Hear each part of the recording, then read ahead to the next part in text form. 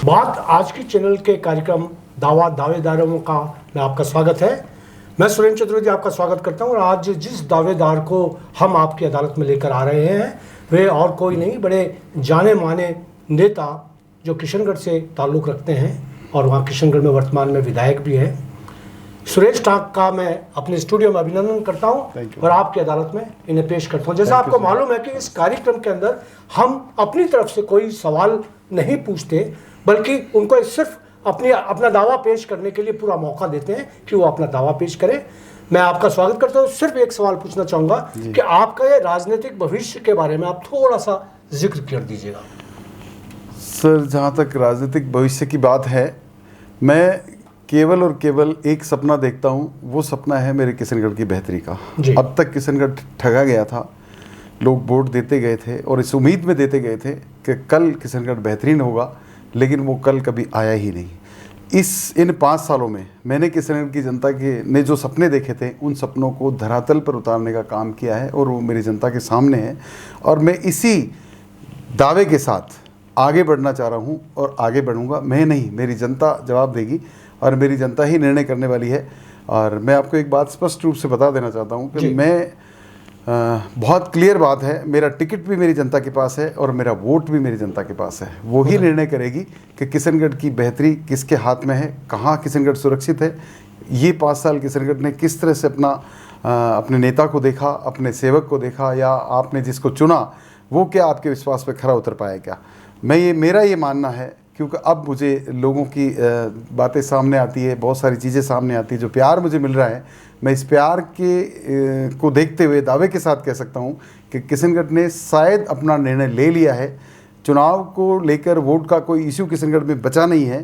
बाकी जो निर्णय है वो जनता को करने हैं, क्योंकि मैंने सपने नहीं दिखाए थे, किशनगढ़ की जनता ने सपने देखे थे। उन सपनों को मैंने धरातल पे उतारा है और मेरी जनता के आशीर्वाद से उतारा है।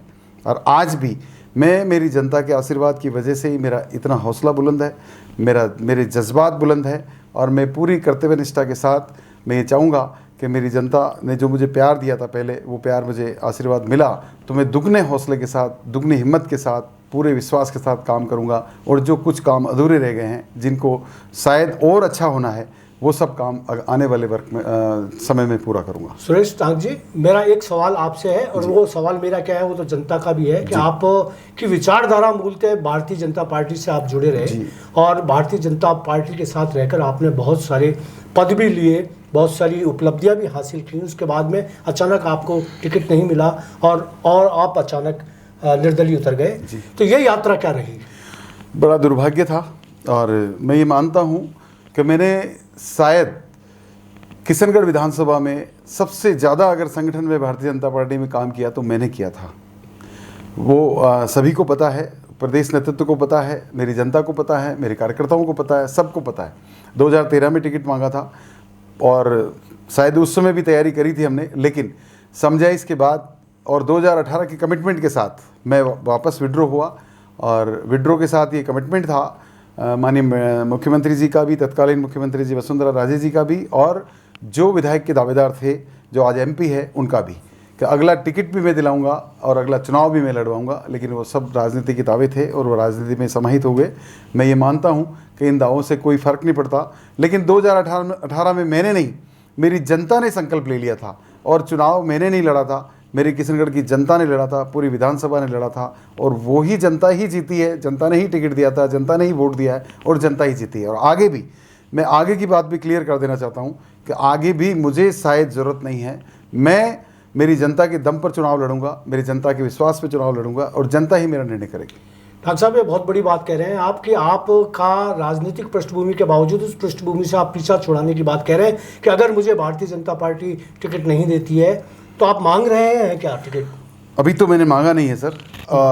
मैं ये मानता हूँ सर कि जब मैंने अपने आप को प्रूव कर दिया और मेरी विचारधारा पता है, मैंने संगठन में काम किया है, मैं भारतीय जनता पार्टी का कार्यकर्ता रहा हूँ और अब तो मैंने प्रूव कर दिया है कि जनता मेरे साथ है, मैं चुनाव जीत सकता हूँ, मैं चुनाव जीता हूँ, तो शायद मेरे जैसे लोगों की ज़रूरत होनी चाहिए पार्टी में, जहाँ मुझे ला के टिकट दिया जाए। मैं ये मेरा अपने आप का सम्मान मानूंगा कि मुझे मेरी पार्टी बुलाए और मुझे टिकट दे। और अगर आपको भारतीय जनता पार्टी बुलाकर आमंत्रित करके टिकट देती है तो आप भारतीय जनता पार्टी के बैनर पर ही चुनाव लड़ेंगे, ये तय है? हाँ बिल्कुल, अगर बुलाकर मुझे टिकट देते हैं, शहर से सम्मान टिकट देते हैं, तो जरूर मैं ये प्रयास करूंगा। डॉक्टर साहब, आप पर एक आरोप ये लगा कि जब आप भारतीय जनता पार्टी ने आपको टिकट नहीं दी और आप निर्दलीय चुनाव जीत गए, उसके बाद में आपने कांग्रेस का दामन थाम लिया और अशोक गहलोत के साथ कंधे से कंधा मिलाकर आप चले। इसके पीछे आपकी क्या राजनीति रही? सर नहीं, कोई राजनीति है इसके पीछे, राजनीति नहीं थी, सेवा भावना थी। और जनता ने जो विश्वास मुझे दिया था उसको पूरा करने की एक प्रबल भावना मेरे मन में थी, जो मैं शायद पार्टी के साथ रह के नहीं कर सकता था। अगर मैं वहाँ चला भी जाता तो भी भारतीय जनता पार्टी की सरकार नहीं बन रही थी।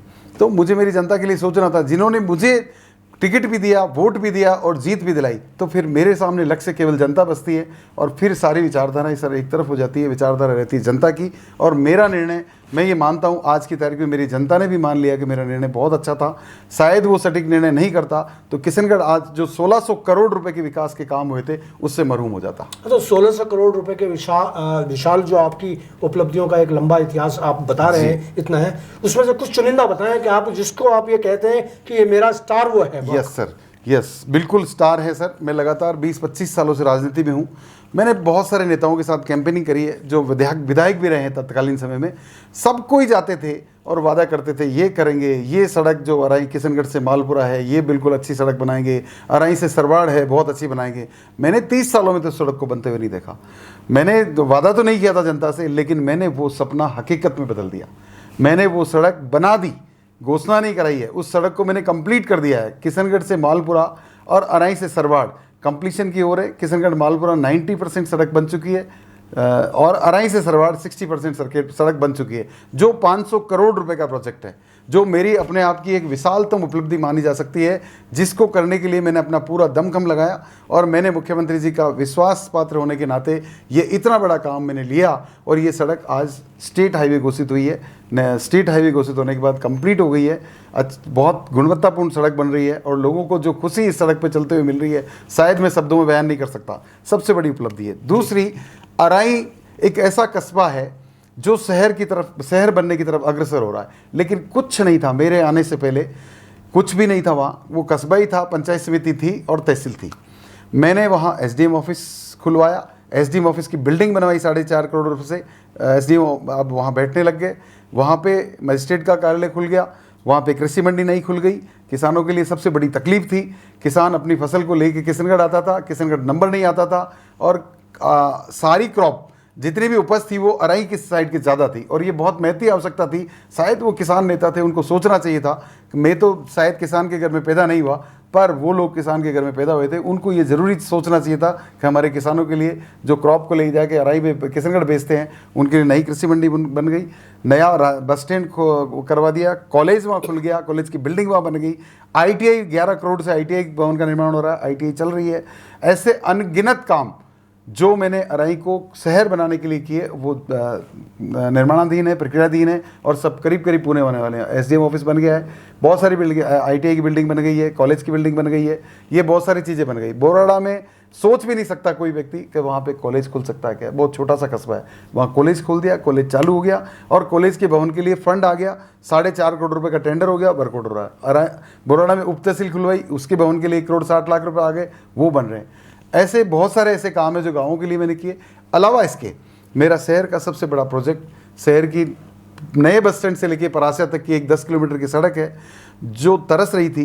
पूरा शहर धूल से भरा हुआ रहता था, कोई भी आधा घंटे से पहले इस बस स्टैंड से लेके पुराने बस स्टैंड तक नहीं पहुंच सकते थे कोई भी, इतना बुरा हाल था। और मुझे विरासत में वो सड़क मिली। मैंने ये चैलेंज लिया था, ये टास्क लिया। 2 साल कोरोना काल का होने के बाद मुझे काम करने का मौका केवल 3.25 साल मिला और उन 3.25 सालों में मैंने जो सपने देखे थे, मेरी जनता ने जो सपने देखे थे, उनको मैंने धरातल पे उतार कर जनता को दिखा दिया कि एक विधायक जनता के लिए अगर कर्तव्य परायणता से काम करता है तो वो कितना काम कर सकता है। अगर आपके इरादे नेक है, आपका संकल्प मजबूत है और आप ईमानदारी से काम करना चाहते हो तो ईश्वर भी आपका साथ देता है और ये मेरे साथ हुआ है। मेरे ईश्वर ने मेरा साथ दिया और वो सारे सपने मैंने पूरे किए हैं। चाहे वो सड़क थी, वो सड़क को मैंने 4 लेन बनाया जो एक बहुत दुर्लभ काम था। उस शहर में इतना दुर्लभ काम था कि इंक्रोचमेंट हटाने हैं मुझे, पोल ट्रांसफ़र करने थे, ट्रांसफार्मर ट्रांसफ़र करने थे, टेलीफोन के पोल ट्रांसफ़र करने थे। आज 4 लेन बन के तैयार हो गया, इतनी सुंदरतम सड़क बनी है। मैं इस चैलेंज के साथ कह सकता हूँ अजमेर स्मार्ट सिटी है, बहुत बड़ी बात बोल रहा हूँ, अजमेर स्मार्ट सिटी है, पर मेरे किशनगढ़ की जैसी एक रोड अगर अजमेर में बता दोगे तो आप जो कहोगे वो कर दूंगा। बहुत अच्छी बात सुरेश जी, आप निश्चित रूप से बधाई के पात्र हैं कि आपने क्या एक बड़ा अच्छा सवाल जो जनता की तरफ से ही हो सकता है। मैं ये पूछना चाहूँगा आपसे कि आप खुश हैं कि आप निर्दलीय चुनाव जीते? अगर आप भारतीय जनता पार्टी से इलेक्शन लड़ते और चुनाव जीत जाते तो क्या आप ये महसूस करते हैं कि कितनी तरक्की आप करवा पाते? नहीं, असंभव, बिल्कुल नहीं करा पाता। स्वाभाविक बात है, ये मैं राजनीतिक क्षेत्र में हूँ तो ये बात, आपका सवाल भी वाजिब है और मेरा जवाब भी वाजिब है अपनी जगह कि राजनीतिक क्षेत्र में मैं अपेक्षा नहीं कर सकता था। अगर ये मेरा भाग्य नहीं है, मेरी जनता का भाग्य था कि मुझे निर्दलीय मैं जीता चुनाव, और स्टेट में सरकार जिसकी बनी थी मैं उसके साथ गया और इसी वजह से डेवलपमेंट हो पाया। अगर मैं भारतीय जनता पार्टी की टिकट पर चुनाव लड़ता था, शायद इन 5 सालों में ये विकास देखने को नहीं मिलता जो आज मैंने कर दिया। राजनीतिक सवाल एक और पूछा जाए तो ये भी आपसे पूछा जा सकता है कि अगर कांग्रेस आपको टिकट देती है तो क्या आप कांग्रेस में चले जाएंगे? जी नहीं। हाँ, ये एक सवाल मैं जी नहीं, जी नहीं। हाँ, कि कांग्रेस क्योंकि आप कांग्रेस मैं बहुत पहले ही क्लियर कर चुका हूँ कि मैं ज़्यादा कंफर्टेबल हूँ कि मेरी जनता ही मुझे टिकट दे, जनता ही मुझे वोट दे और जनता ही चुनाव लड़े। तो जनता ही चुनाव लड़े, इसके लिए आपकी तैयारियां क्या क्या हैं? मेरी पूरी तैयारी है सर, पूरी कंप्लीट तैयारी है। मैंने मेरे अपने वर्कर्स की टीम बना ली है, मेरे 10,000 वर्कर हैं पूरी विधानसभा में जो पूरी मजबूती के साथ काम कर रहे हैं और उनको कहीं तकलीफ का सामना नहीं करना पड़ता है, क्योंकि उनके विधायक ने मेरे लोगों के कहने से, डायरेक्ट मेरा जनता से संवाद रहा, उनके कहने से मैंने कोई भी गाँव, मेरी 42 पंचायत समितियाँ हैं, पंचायतें हैं मेरी, एक पंचायत में 10 करोड़ से कम का काम नहीं हुआ है किसी भी पंचायत में जी। कोई सी भी पंचायत आप उठा के देख लीजिए, 8 से 10 करोड़ का काम हर पंचायत में हुआ। वो सारे सपने मैंने पूरे करने का प्रयास किया। मैं समझता हूँ समस्या एंडलेस है, कभी भी समाप्त नहीं हो सकती, न मैं कर सकता हूँ न मेरे से ऊपर कोई आएगा वो कर सकता है, लेकिन बहुत समस्याओं को कम किया है और मैं कोशिश करूंगा, अगर मुझे वक्त देती है मेरी जनता, एक काल और देती है, कार्यकाल काम करने का और देती है, तो शायद 90% समस्याओं को मैं समाप्त कर दूंगा। लेकिन सुरेश जी, एक चीज़ है कि किशनगढ़ में बड़े जागरूक मतदाता हैं, ये तो बात तय है, लेकिन इस बार जो कि मोदी जी भारतीय जनता पार्टी को के चुनाव का केंद्र प्रबंधन संभालेंगे और उन्होंने इस तरीके का तय किया है कि वो राजस्थान के चुनाव को खुद अपनी देखरेख में करवाएंगे। अगर इस नज़रिए से देखा जाए तो आपके यहाँ किशनगढ़ के अंदर बहुत सारे लोग ऐसे हैं जो बहुत महत्वाकांक्षी हैं, तो उनमें आप कैसे मुकाबला कर पाएंगे उन लोगों का जो लोग पिछले साल भी थे, इस बार फिर आएंगे, तो उन लोगों का सारा, फिर कांग्रेस के भी वही लोग होंगे, वही चेहरे होंगे, नए नए चेहरे आएंगे, नई चुनौतियां लेकर आएंगे, आपके अगेंस्ट में बातें भी होंगी और आपका होता भी रहा है, तो उसको आप किस तरीके से हैंडल करेंगे? सर, सुरेश टांक अकेला न लड़ा है न अकेला लड़ेगा। सुरेश टांक के साथ किशनगढ़ की पूरी जनता खड़ी है, मेरी जनता जवाब देगी उन सब चीज़ों के और जनता ही लड़ेगी। आप अपने प्रतिद्वंदी किस किस को मानते हैं? मेरा कोई प्रतिद्वंदी नहीं। क्यों? आपके इलेक्शन जो लड़ने के लिए आ रहे हैं, ठीक है, टिकट ले आएंगे सर, वो चुनाव लड़ना है, खाना पूर्ति करनी है उनको सब पता है सर क्या है, किशनगढ़ का निर्णय पता है, उनको हर चीज़ पता है। मेरा अब कोई प्रतिद्वंदी नहीं है। आपका तो कोई प्रतिद्वंदी नहीं है, लेकिन उन सबका मिलकर संगठित रूप से देखा जाए तो उनका प्रतिद्वंदी तो सुरेश टांक है ही। चाहे वो कांग्रेस के हो, चाहे बीजेपी के हो, तो वो सारे नेता, चाहे वो भागीरथ चौधरी हो, चाहे वो डॉक्टर विकास चौधरी हो, चाहे और नाथुराम सनोदिया हो, चाहे और जितने भी नाम, राजू गुप्ता हो, और जितने भी। मैं 100% सहमत हूँ आपकी बात से। आज पूरे 4.25 साल में मैंने यही सहन किया है। वहाँ किशनगढ़ में मेरे आने के बाद बीजेपी और कांग्रेस समाप्त प्राय हो गई। वो दोनों मिलके मेरा मुकाबला कर रहे हैं, कोई एक मेरा मुकाबला नहीं कर रहा है, लेकिन न मुझे रोक पाए, न मुझे थका पाए और न मुझे कभी रोक पाएंगे। मैं जनता के लिए काम कर रहा हूँ और वास्तविक काम कर रहा हूँ और मेरे काम क्वालिटी के हो रहे हैं। जनता बहुत खुश है। मेरे पे जो आरोप या कोई भी कुछ भी लगता है उसका जवाब जनता अपने आप दे देती है, मुझे कहीं परेशान होने की ज़रूरत नहीं है। और जहाँ तक प्रतिद्वंदी की राजनीति की बात है तो ठीक है, चुनाव उनको लड़ना है, वो लड़ेंगे मेरे सामने, वो सब निर्णय जनता कर देगी जब परिणाम आएंगे, जब आपको पता लग जाएगा। आप आरोपों की राजनीति से भी दो हाथ करके बाहर आए हैं, तो जरा आप बताएं कि आपके पास कौन कौन से ऐसे आरोप थे जो जनता कहती है या जनता जानना चाहती है कि आपके ऊपर जो आरोप लगे वो किस तरीके से मिथ्या थे, कई बार आपराधिक मामला भी बना आपके पास, कई बार दल बदल और राजनीतिक उठापटक के भी आपके पास, तो थोड़ा सा उस बारे में भी आप बताना चाहिए। सर ऐसा कुछ भी नहीं था। एट ए टाइम जो भूल हुई या जो भी हुआ वो आप सबके सामने है और उस भूल को हमने सुधार भी लिया। वो कोई ऐसा कुछ नहीं था, राजनीति में सब चीज़ें होती रहती है और वो हो गया, एक पार्ट था हमारी इस कैरियर का। जो आप जिसकी बात कर रहे हैं 2019-20 की जो हुआ था उसका, वो सारी चीज़ें क्लियर हो गई और ये सब क्लियर होने के बाद ही गहलोत साहब का मेरे पे जो आशीर्वाद रहा है उसके बाद ही रहा है। अगर वो सब चीज़ें ठीक होती, अगर असत्य होता तो शायद आज इस स्थिति में मैं नहीं होता। और आगे की जहाँ तक बात है, मेरे इस कैरियर में जो आरोप लगे हैं वो आरोप अभी कुछ दिन पहले 10 दिन पहले लगाया गया। वो मुझे बड़ी हंसी आती है कहते हुए कि राजनीति का स्तर इतना नीचे भी गिर सकता है क्या। अगर इसको पलट दें, मेरी जगह वो होते और मैं उनकी जगह होता तो शायद बात कुछ और होती। बात ये होती कि मैं उस परिवार के घर जाता, उस परिवार को आर्थिक संबल देने का प्रयास करता। वो दुर्घटना मात्र थी। कल सब रिपोर्ट में, जब पुलिस की जांच में सब चीज़ें क्लियर हो जाएगी तो ईश्वर को क्या जवाब देंगे आरोप लगाने वाले। कितना बड़ा नुकसान उस परिवार का हुआ है। एक छोटी सी राजनीतिक इच्छा शक्ति को पूरा करने के लिए वो जीवन में कभी पूरी नहीं होगी। झूठ बहुत ज़्यादा देर टिक नहीं सकता। उस परिवार का नुकसान क्या हुआ? नुकसान ये हुआ है, मैं आपके चैनल के माध्यम से मैं सभी लोगों को बताना चाह रहा हूँ। आपने बहुत अच्छा सवाल किया है। उसका नुकसान ये हुआ, वो दुर्घटना मात्र थी। वो मोबाइल पे बात करती हुई जा रही थी महिला और बहुत सारी चीज़ें हमारे सामने आ गई है। अगर वो दुर्घटना ही होती और दुर्घटना की मान ली जाती मान भी ली गई है, हाँ, करीब करीब मान ली जाती तो 8 लाख रुपए रेलवे से उसको मिलते परिवार को। दुर्घटना की वजह से रेलवे में एक प्रोसीजर बनाया हुआ है, दुर्घटना के बाद 8 लाख उस परिवार को मिलते और 10 लाख रुपए माननीय मुख्यमंत्री जी की जो योजना चल रही है दुर्घटना, चिरंजीवी दुर्घटना बीमा योजना, उसके 10 लाख रुपए सीधे उसके खाते में जाते। और अगर ये सब चीज़ें आरोप नहीं लगते तो ये विधायक वहाँ खड़ा होता जी। मैं तकलीफ में आ गया क्योंकि मेरा नाम जोड़ा जा रहा था वहाँ, तो मैं वहाँ गया नहीं। अगर मैं वहाँ जाता तो शायद जो जिसका भी नाम लिया जा रहा है उससे 2 लाख, 5 लाख, 6 लाख की कितनी भी मैं आर्थिक मदद उस परिवार के करवाता। आज 25 लाख उस परिवार के पास आ जाते थे। उस व्यक्ति को तो हम जिंदा नहीं कर सकते जो हमारे को छोड़ के चला गया, लेकिन उस परिवार को आर्थिक संबल मिल जाता, उसको जीवन जीने का सहारा मिल जाता। ये सब नहीं हुआ। ये कल अभी तो नहीं बता सकता, भविष्य के गर्भ में है, लेकिन उन सबको एहसास होगा कि वो गलत थे, गलत लोगों के चंगुल में आ गए और केवल लाश पर राजनीति करने का काम करके उस परिवार का आर्थिक नुकसान भी कर दिया। उनका व्यक्ति भी चला गया और उनका आर्थिक नुकसान भी कर दिया। और राजनीति इतनी हद तक गिर सकती है, ये भी एक चेहरा सामने आ गया। सुरेश जी, एक सवाल मेरे मन का सवाल है, वो मैं आपसे जानना चाहूँगा कि कृपया आप यह बताएं कि जब आप निर्दलीय चुनाव लड़ेंगे, इन केस निर्दलीय चुनाव लड़ना पड़ता है और सत्ता भारतीय जनता पार्टी की बनेगी या कांग्रेस की बनेगी, ये आपको अभी पता नहीं है, ये आप दावा कर सकते हैं? तो नहीं, बिल्कुल नहीं कर सकते। नहीं कर सकते ना आप, कोई दावा आप नहीं कर। तो ऐसे वक्त के अंदर फिर वही निर्दलीय, फिर वही बीजेपी की सरकार या फिर वही कांग्रेस की सरकार, उनसे फिर वही आप यायावर की मुद्रा में खड़े होकर भीख मांगेंगे किशनगढ़ के लिए, तो ये आपका राजनीतिक शक्ति का जो वास होगा वो उसके बारे में बताएं। मैं समझता हूँ इस बात को, लेकिन मैं एक बात बोल चुका हूँ पहले भी, मेरे पर मेरे इष्ट की बहुत अनंत कृपा है। मैं ये बता सकता हूँ कि मेरी सीधी बात होती है और उनके आदेशों से ही सब कुछ होगा। और मुझे ये अच्छी तरह पता है कि अगर मैं निर्दलीय चुनाव जीतता हूँ तो मैं किशनगढ़ के भविष्य को लेकर फिर वही फैसला करूंगा जो मैंने पिछली बार किया था। जिसकी भी स्टेट में सरकार होगी मैं सहयोग करूंगा, अगर उनको आवश्यकता होगी तो, नहीं तो फिर वक्त बताएगा। वक्त बताएगा, लेकिन आपका इरादा तो पूरा पक्का है कि सरकार चाहे किसी की भी हो, कोई नृप हो या हमें क्या हानि, हमारे लिए किशनगढ़ महत्वपूर्ण है, हमारे लिए किशनगढ़ ही महत्वपूर्ण रहेगा। उसके लिए जो कुछ करना पड़ेगा आप करेंगे। और हो सकता है कि बाद में चुनाव आप जब जीत जाए तो कोई पार्टी जो सत्ता में हो वो आपको ले ले, वो ले ले और आप हो सकता है कि आप फिर उसके अनुसार फैसला कर लें। बिल्कुल वही फैसला कर सकते हैं। बिल्कुल। हाँ, तो ये अच्छी बात है, बहुत अच्छी बात है आपका दावा। मैं एक बात सीखा हूँ सर, जो संगठन में रहते हुए भी सीखी है, हमारे लिए राष्ट्र प्रथम है जी।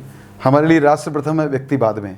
मैं वही बात कर रहा हूँ, मेरे लिए मेरा किशनगढ़ मेरा राष्ट्र है। मैं मेरे किशनगढ़ को राष्ट्र मानते हुए उसकी सेवा के लिए जो भी निर्णय कठोर मेरे को लेना पड़ेगा मैं लूंगा। लेकिन मेरे सपनों में मेरा किशनगढ़ है, मेरी सांस में मेरा किशनगढ़ है और मैं उसके लिए जीता और मरता हूँ।